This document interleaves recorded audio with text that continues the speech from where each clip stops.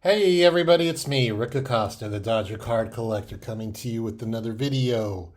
Today, I'm stealing this line from Ken Rosenthal of The Athletic. Today is the President's Day edition of Rick Acosta, Dodger card collector. I was just listening to one of his podcasts and he said that. I go, oh, that sounds great. I'm going to use that line.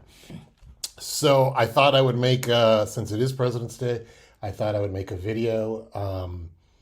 Especially with the West Coast Card Show powered by Burbank Sportscards just ending yesterday, and I wanted to talk a little bit about it. So I just wanted to give you some general thoughts. And as I say this, please know that these are just my thoughts. You might have different thoughts, but this is just the way I view things based on my reality and based what I am looking for. So if I have this habit of putting down Pokemon. That doesn't mean that I mean if you want to buy Pokemon, there's plenty of Pokemon out there. So or if I say something like there was too many modern cards, that's cool. If you collect modern, that's great. I mean, I once bought modern cards, and that was I still buy modern cards. I do. I buy a Dodger team set every year. But when I first started buying cards in 1973, I was buying modern cards. 70 through 1980, I was buying modern cards. So uh, after 1987, things, or actually probably after the 90s, I stopped buying modern cards, most likely. So just know that my opinions of this show aren't to sway you into going or not going. I'm always fearful that someone in the East Coast flies out to the Burbank show based on what I said on my YouTube video, but I highly doubt it. But anyway, as I mentioned, I went to the show this past weekend. I went. What was it? It was Thursday through Sunday. I went all day Friday, and I was exhausted. I literally got there at 10:30 in the morning, left at 7:30 at night, and I did, I would say, three tours around the convention center. Uh, this show was at the Ontario Convention Center. The show continues alternating with the Anaheim Convention Center. So the show in the summer will be at the Anaheim Convention Center. The one this weekend was in Ontario, which featured one extremely large room and then one room smaller, but still a good size. Lots of tables. I forgot the number. I thought I heard 800 tables, and it seemed like this time it was 800 tables that were literally filled. Previously, in other shows, you say, oh, it's going to be 700 tables, and 10% of the tables aren't filled or have no cards. So you wonder what happened there. Did I get here too early? Did somebody get sick? But in this case, it was packed. There were a lot of people. I will be honest, though, on Friday, maybe it's because I got there on Friday, and with the recent fires, and then with the weather we were having out here with the rain, heavy rains. I don't know if that discouraged people from going, because on Friday, I would say those first 3 or 4 hours were pretty quiet. I don't know what happened on Saturday or Sunday, as I only went one day. But on Friday, there were lots of people, but still, it was really manageable. It was a good vibe in there. So I did have a good time. I will say that. It's fun going to a card show. I'm starting to learn after 2024, which I feel like I did the tour of California with card shows, is that I'm not going to find everything that I want at a show out here. Most likely for me, down the road someday, I keep saying, boy, I'd really like to go to the Nashville show. Maybe go back to a Nashville, I'm not sure. But I would like to go to an East Coast show or something in New York and go check that out just because our shows out west are different. I'm not saying they're bad. I'm just saying for a vintage guy that likes to set build, my advantages aren't as good as they are if I were out east. So at some point, I'm going to have to give in and go out to the East Coast and go check out a show. But in regards to this show, um, I will say I do feel there was more vintage this time. It's slowly trickling up, and I saw Mike, the sports history collector, make this comment, and I'm going to have the same comment. The vintage is trickling up where I did see a lot, and I mean a lot more pre-war, a lot of pre-war, a lot of strip cards.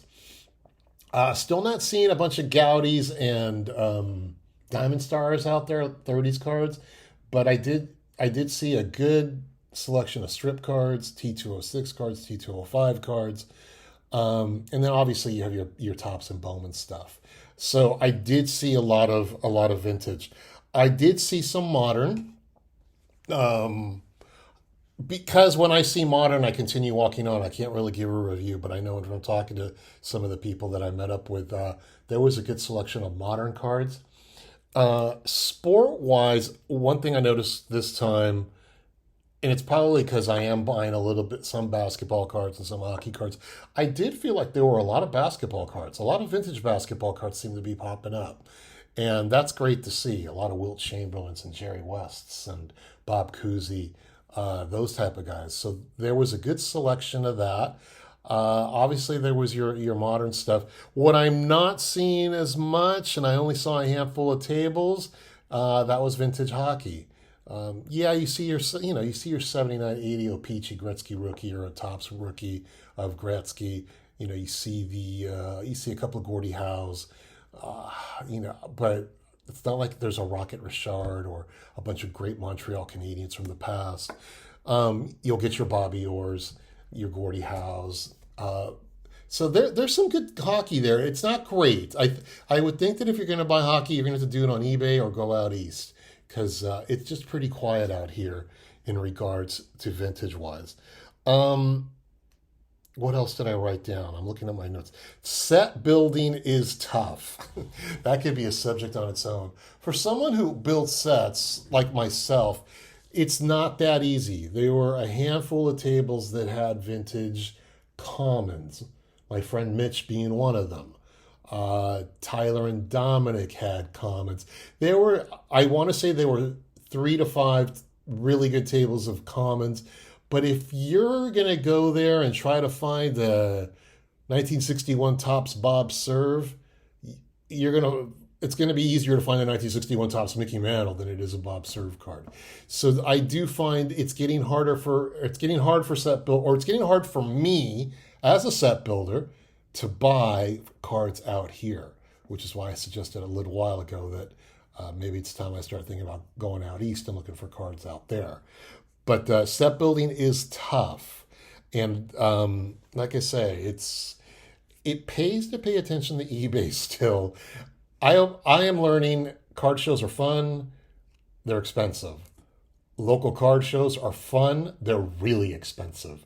Or did I said the local card store, excuse me. Local card store is fun, but extremely expensive. Online isn't as personal, and you don't get to see the card in person, but sometimes it's cheaper, sometimes it's more expensive. So you got to find a good mix in there when you're buying cards. And that's something I'm still learning after all this time, is trying to find the right balance. I think that's a Depeche Mode song. I could be wrong, but trying to find the balance on what we're going to do card wise. You got to buy some online, you got to buy some at a show. Are you going to buy some off friends, off other collectors? How are you going to do it? That's something you have to find out, and that's something you have to think about on your own. But it is hard to set build, and it is hard to find specific vintage cards out here. I went specifically. I asked several sellers, "Do you have any Morel meets Dodger cards?" We're in Los Angeles. You would think somebody would have them. I didn't see any. And one person made the remark of, who had very nice cards, by the way, he made the remark of, "You're not going to find that type of stuff out here. You'd have to go to the National." And I've only seen Morel Meets cards 1 or 2 times at shows that I've been to. So I keep looking at eBay and auction houses to try to get those cards. So it is difficult to find, regionalized cards. Oh, I saw some Bell brand cards. Those are a lot more common. But the Morel Meats cards are really hard to find. And so it's harder to find those. What else? I mentioned to you guys how the rooms, that I thought was really good. There was plenty of space. I was involved in several text chats throughout the show, and I had room to actually stand in the middle of an aisle, and people could walk by me. I wasn't in anybody's way. Now I didn't take much footage. I'll be honest. They need the iPhone camera needs to create something for card shows where you don't get any glare, any light. I did take some video, but it just didn't come off well. So I am going to provide a link to Mike, the Sports History Collector's video, because he took a lot of good video and he bought a lot of good cards. And that was fun to watch. So I'm going to provide a link to his his video of the show on Friday. And you might see me in there once or twice, maybe. But it's a good location, plenty of bathrooms, plenty of food. I always say that, you guys, there was plenty of parking. So it was a good time. And for me, what made it a good time was I got to meet a lot of people. It seems like the more I make videos and the more I go to these shows, people are coming up to me. It kind of freaks me out, but it's also really cool. And I'm not going to name names because this time I met so many people that I'm going to forget somebody and I'm going to offend someone. But please know that if you came up to me and we spoke, and there's a few of you I had really good conversations with, I plan on continuing to talk to you guys. So you guys got my number now. Reach out to me. But I'm learning through my YouTube channel. I always get to see my friends, my YouTube friends. I love to see George, Diamond Yard Sports Cards. Got to see Levon, LA Collection. Got to see Eric and Gloria. Got to see Mitch. Got to see Tyler and Dominic. And I'm getting to meet people. But the thing that I'm starting to enjoy are the people who watch my channel, who they don't have channels, but they might comment on my channel, but they come up to me and they say, and they introduce themselves and they say, I watch your channel. They say, I have a nice collection. And, you kind of like, wow, really? Who the hell watches me? But it's great. And I really appreciate it. That was really a fun part of my day. There was at one point I felt like I spent part of my afternoon just running into people. And I love asking what they're buying and, finding out that someone else is working on a 1950 Bowman set besides me. Someone's working on some play ball stuff, or someone's just trying to finish a 61 top set. And I love hearing that. And somebody I met was, he explained to me what the Topps Archive set was. And that was Adam. Topps Archive, because I don't buy Topps Archives, but he was showing me his cards, and I would sit there and ask him, what's this? What's this Duke Snyder card in a 1970 Topps looking card? What is this? And he explained it to me. So I was learning about moderns. So it was a good time. It was a good show. I came home tired, and then my feet. Oh, my feet. Yeah, my feet don't do well at these shows. Thanks to the usual guys who let me sit behind their tables and just rest my dogs, because it gets tiring. But it's a great show. The next show is coming up in mid to late August at the Anaheim show, at Anaheim Convention Center. That's going to be the next West Coast show, powered by Burbank Sportscards. I love saying that. What other shows do I have coming up? There is a show this weekend in Long Beach, the very last Long Beach show. I'll try and make an appearance. I got to work, unfortunately, too. But that's going on. That's going to be the last show for this year, and who knows if they'll come back. I'm learning. I have, maybe in my next show I'll talk more about other shows, but I learned that there's going to be a front row card show in San Diego in May. First one. I might have to check that out. And then Front Row also has a show in Pasadena coming up at the end of March. And from what someone told me, that show is getting larger. I don't know if it's going to be this show or the show they're going to do in May at the Pasadena Convention Center, but I thought I heard they're expanding to 500 tables. So that show is growing by leaps and bounds. Hopefully, it's a good one. But that's what we got going on. That's why I wanted to talk to you about. I have been on talking to you for 15 minutes, which is 15 minutes too long for a lot of you. So I'm going to turn the camera around. I'm going to show you cards that I bought at the Burbank show or the West Coast show, and some recent pickups. So enough talking. See you later. All right, so we're going to start with some pickups from the show, and then I'm going to show you some of my pickups from the mail. Nothing real sexy here, you guys, but also it just goes to show that you can, if you're working on cards and you're working on sets, you're not always going to come home with sexy stuff, but you are going to come home with important stuff that you need for your collection. So my first pickup I have been wanting to get for several months, ever since I saw Baseball Collectors Mike video. I think he got this at the National. He created a baseball card with tag of his dog Norman. And I wanted to honor my cats, Lalo and Sadie, as we are sadly approaching the 1-year anniversary of Sadie's passing. I wanted to have a card for them, and it's something I've always, like I said, when I saw Mike's, I said, I've got to get one. Tag was at the Burbank show, the West Coast show, and I go, what the heck? I was second in line. And it took them about an hour and a half to 2 hours to do. People, you could take a custom photo of yourself or your family, or you could just show them a picture that you already have on your phone. And if you request same day service like I did, it's $60. I think if you had waited till the end of the show, like if you had waited, or if you order it at the beginning of the show, you can pick it up at the end of the show 2 days later for $40. But I just chose this service, so really love this card, and it's arguably my favorite photo of both Lalo and Sadie. It's the card that I always feature, or it's the picture I always feature at the end of my videos. For those of you that stick around to the end, you know that. All right, so that's my first pickup, and that seriously was my first pickup. I'm one of those in a show, I walk around. I don't buy cards instantly. Unless I see something I just have to have right away. I walked around a good few hours. I did 1 or 2 rounds around the floor before I finally started buying. All these cards that I bought at the Burbank show or at the West Coast show, I bought them all from Mitch's vintage collection.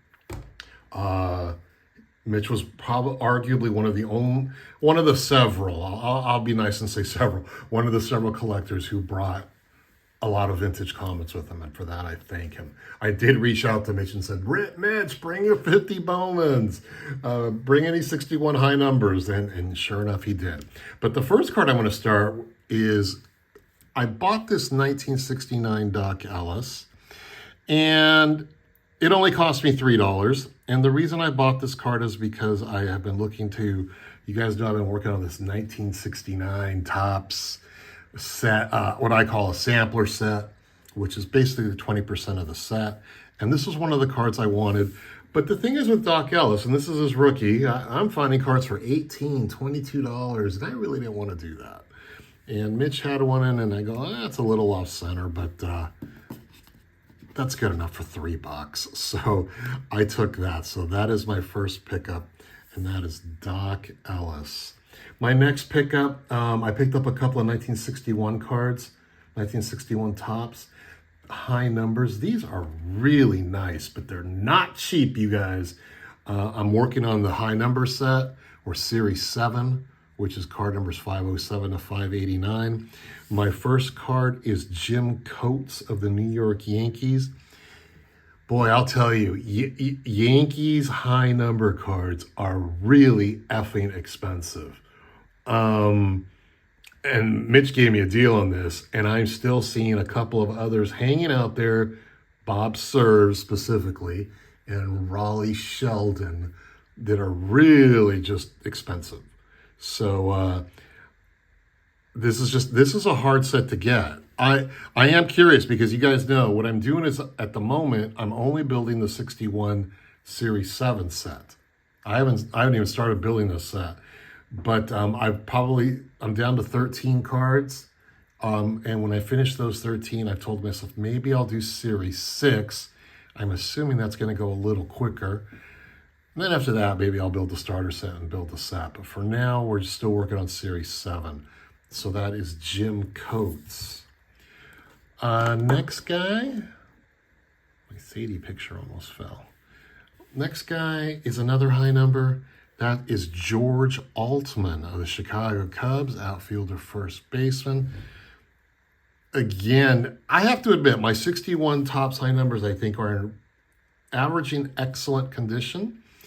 And while I don't always say, the set has to be near mint or anything like that, I also I don't build beater sets. That's just my preference. Especially because eventually I do end up buying beater cards. If you're building a 41 play ball set, you're going to have to buy the Joe DiMaggio in a 1. So that would be considered, I guess, a beater card. So in this case, though, I bought a very nice near mint George Altman. And as I mentioned, that gets me down to 13 cards. The one Hall of Famer still in that group is Hoyt Wilhelm. As I mentioned, though, a couple of those Yankees are really expensive. All right, so I also picked up some 1950 Bowman cards as I'm getting close to finishing that set up. And the first card, I have to read these names, is Eddie Robinson of the Washington Senators. Eddie Robinson. He is card number, I think he's card number 18. Let's say this, he's in the low numbers. Card numbers 1 through 72 are expensive. Look at the first 72 cards as the high numbers of the set. Found this one. Again, these are all from Mitch, you guys. All these cards I bought from Mitch. Next card is card number 4, and that is Gus Zernial of the Chicago White Sox. Gus Zernial. Don't know much about these guys, but I still just... The cards are just so beautiful with their backgrounds. This is going to be a really good looking set when it's done. Arguably, it's going to be one of my favorites, I think. So that's Gus Zernial. Now this guy I've heard, and for some reason when I see this photo, here is Kurt Simmons of the Philadelphia Phillies. When I see this card, and I want to say that's Tiger Stadium in the background. No, not Tiger Stadium. I'm assuming that's where the Phillies play. What was that, like the Baker Bowl at that point? I'm not even sure. Shibe Field. I see Candlestick Park, but Candlestick Park wasn't built for another 20 years, or 10 or 15 years. But I just love the background there of the grandstand and Kurt Simmons pitching away. That's a good looking card with his windup. I've been looking for that card for a while. That's a great one. The next one I have also been looking for a while, and this one was a pain in the butt to get. Bobby Shantz, the former 1952 AL MVP, and as I speak, I believe he is the oldest living Major League Baseball player in his 90s.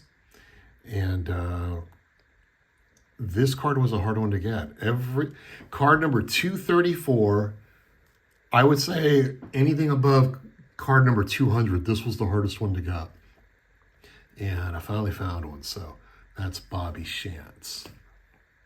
And the last one I'm going to show you, here's where my OCD kicks in. And this is the 1950 Bowman Carl Furillo. Now, a lot of you are going to say, Carl Furillo, you already have all those Dodger cards. I do. But with this set, I am trying my hardest. With this and several other sets, when I build the set, I don't want to take cards from my Dodger team collection set and move it over to my base set collection, my set collections. So in some cases, I'm buying duplicate cards, and some of you are just shaking your head right now. Now, I don't do it all. I only do it for, I would say, 3/4 of the set, because like in this case, I have the 1950 Bowman Jackie Robinson already graded. I'm not buying another one of those. I probably won't buy the Hall of Famers like Hodges or Snyder unless I find them at a great deal. But yeah, I do tend to buy cards twice when it comes to that. So my Dodger team sets stay intact, and my team, and then my regular sets stay intact. Doesn't always work out that way, but I'm trying on this one. There's going to be some guys here that I don't end up buying twice, but the Farilla one, I definitely found out a good price, so I took it. So those are my pickups from the West Coast Card Show. The next three cards are all pickups that have arrived in the last few weeks and on various sets that I'm working at, and sets just to update you on a new project I'm working on. The first card I'm going to show you is the 1977 O-Pee-Chee Marcel Dionne. Now, a few of you might have seen my video last week with the Los Angeles Lakers cards, and I've been working on this project very quietly, very slowly, where I bring this person's name up, but not just because I respect this man very much and I admire him, and he's an incredible friend, and we talk all the time. And that's TJ Maxx Vintage Cards and Nostalgia. He inspired me to do what he does with his collection, and I wanted to do this on one of my cases. He changes out his cases every few months or every season, and I think that's amazing. So he just takes down his cards, puts up new cards. He has various themes, and if you watch his videos, you'll notice he's constantly changing the cards in his cases. Now, I kind of liked that, or I do like that, but I also don't like taking my cards up, up and down and things like that. But I did decide this year, my Dodger team cards are all on display. From 1880, I'm looking to the right because I want to make sure I got it right, from 1888 through present day, and 3 cases of 36 cards. What I would like to start doing in the winter is take down the third display case, which features cards from like 1967 to present day. Take those off, give them the winter off, put them away, and replace them with some other cards. The first 2 rows will be devoted to 1950 and 1951 Bowman Los Angeles Rams cards. Those I'm only like 6 to 8 cards into, so that's going to take a while to get to 18. But I'd like to fill up the first 2 rows with the 51 Bowman Rams. The third row is going to be my 9 Los Angeles Laker cards I showed you last week. And then the bottom row is going to feature 9 cards, what I would consider my all-time Los Angeles Kings cards. I'm going to do the Kings a little differently, just because I'll probably end up buying more than 9 cards and just swapping them in and out, just because I'm picking from, the Kings are different. It's not like the Lakers where you could just pick one team and have all these amazing cards. The Kings haven't always been the best of organizations, so I was like, do I pick cards from the original teams and the teams from the 70s, or the teams from the Gretzky era, or guys from the 2-time Stanley Cup champions? So I've decided to probably get 13, 14 cards from all those eras, and then put 9 in there, show them off to you, and then maybe switch them out here and there. So that's what I'm working on right now. I've only got, I would say, 3 or 4 Kings cards so far, but this one I wanted just because Marcel Dionne is one of the greats, one of the Hall of Famers. He was at one point like the Kings' leading scorer in goals and assists. All those records I think have been eclipsed probably by Luc Robitaille at this point. But I love this card, and I like that he was an all-star that year. So Marcel Dionne is my latest pickup from my Kings set. Let's see. This one arrived in the mail. I'm also trying to beef up some of my Bowman cards. 1948 Bowman Allie Reynolds in a PSA 4. Good-looking card. I want to say I was watching Dan's Vintage Cards, Dan's Vintage PC collection. I honestly think, I could be wrong, Dan will correct me if he's watching, I think he has the entire 1948 Bowman set graded. And I want to say they're in SGC slabs. I have the Dodger team cards, or all the Dodger team cards from that year, and then the only other card I have is this Bowman. But it just goes to show you some stuff. So when you're watching other people's collections, other people's videos, when I saw Dan's 48 Bowman set, I went, wow, that looks amazing. I didn't realize how nice those cards are. And that was the same thing that happened to me when Dave, Blue Jacket 66, showed off his 1949 Bowman binders. And this guy has like an entire master set. And I didn't really appreciate those cards until I saw him show them off. So sometimes, you know, I when I run into people at shows, I'm like, well, start a YouTube channel, show off your cards, because you might have something that all of a sudden sparks interest from somebody else watching out there. But this card is a 48 Bowman Allie Reynolds, the Chief. I've picked up two of his lately. I picked up the 48 and the 50 Bowman. And then my last card, speaking of 50 Bowman, is the 1950 Bowman Johnny Vandermeer in an SGC3. Now, some of you might say, why'd you buy that graded as opposed to ungraded? Because I found it very cheap graded, as opposed to somewhat expensive ungraded. And in this case, I just go, it's a nice looking card, let's take it. So that's what I did. So just to give you some stats, 1950 Bowman, I am down to 20 cards. I do have several more arriving, so I'll provide an update hopefully in the next video or two. 1961, I am down to 13. I think that's everything I've got so far. So anyway, if you guys have stuck around this long, thanks so much for hanging out with me. Have a wonderful day, and we'll talk to you next time, guys. Take care. It's a beautiful day for a ball game.